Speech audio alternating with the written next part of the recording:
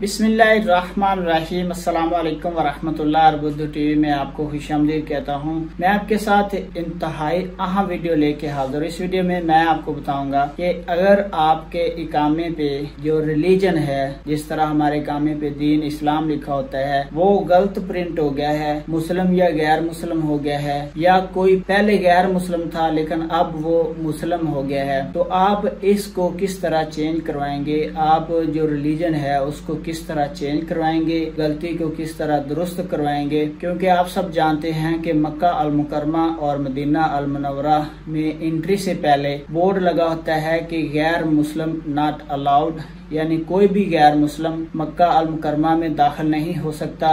अगर वो होगा तो उसके लिए इंतहाई सख्त सजा है। मदीना शरीफ के लिए जा रहा है तो मदीना अल मुनव्वरा के लिए भी वो गैर मुस्लिम हदूद में दाखिल नहीं हो सकता। गैर मुस्लिम थे और आपने दीन इस्लाम को कबूल कर लिया है, तो अपने इकामे पे आप जो दीन रिलीजन है उसको किस तरह चेंज करेंगे, तब्दील करवाएंगे? अगर गलत है तो किस तरह ठीक करवाएंगे? तो सारा तरीका इस वीडियो में आपके साथ शेयर करूंगा। छोटी सी रिक्वेस्ट है कि आपने हमारे चैनल को सब्सक्राइब करना, वीडियो को लाइक जरूर कर देना। तो चलिए शुरू करते हैं। आपका कफील कंपनी का मंदूब पहले जवाजात से ऑनलाइन अपॉइंटमेंट लेगा। अपॉइंटमेंट अफसर से भी ले सकते हैं या मुकीम से भी ले सकते हैं। उसके बाद नंबर 2 पे है कि जब आप जवाजात में जाएंगे तो वहाँ पे आपने एक इस्तेमारा फिल करना है, फॉर्म आपने फिल करना है। उस फॉर्म में मुस्लिम गैर मुस्लिम तगय्युर दीन के बाद दीन इस्लाम, यानी जो पॉइंट नंबर 9 है, नंबर 9 पे तगय्युर दीन अला इकामा।